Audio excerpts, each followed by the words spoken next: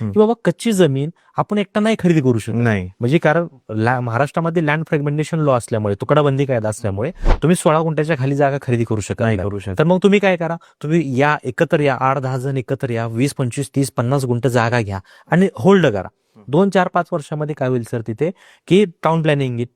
गव्हर्नमेंटनी town planning आणल्याच्या नंतर तिथे जेव्हा प्रॉपर रोड बनतील, तुम्हाला अलॉटेड प्लॉट मिळेल. प्लॉट मिळाल्यानंतर तो प्लॉट तुम्ही बिल्डरला डेव्हलपला द्या आणि ज्या बिल्डिंग मध्ये तुम्ही तिथं डेव्हलपमेंट चालू झाल्यानंतर डाऊन पेमेंट भरून घर घेणार होता, त्या बिल्डिंगचे अर्ध्याचे मालक बना ना सर. आज मी सर मुंबईमध्ये जर तुम्ही पार्किंग घ्यायला गेला तर 10-15 लाखाला पार्किंग, मी तुम्हाला 1 गुंठा देतोय. हो, त्या एका गुंठ्याच्या बदल्यात तुम्हाला तिथे 1 BHK 1 BHK व 2 BHK मिळणार आहे. बरोबर मग आज तुम्ही तुमचा प्रीमियम बुक करून ठेवताय थोडक्यात. आहे. एक्झॅक्टली. माझं असं मत आहे की मुंबई 3.0 मध्ये जमीन आज तुमची परचेस करून ठेवणं ह्याच्यासाठी गरजेचं आहे की तुम्हाला तुमच्या मुलांना जर तिथं EMI वरती घर लावायचं नसेल किंवा तुम्हाला त्यांना EMI वरती घर गिफ्ट करायचं नसेल, तर तुम्ही आज जमिनीमध्ये इन्व्हेस्टमेंट करा, तुम्हाला फ्री ऑफ कॉस्ट तिथं घर मिळू शकतं. हा सिंपल कॉन्सेप्ट आहे. पूर्ण व्हिडिओ बघण्यासाठी YouTube वर जाऊन बँटर विथ चेतन सर्च करा.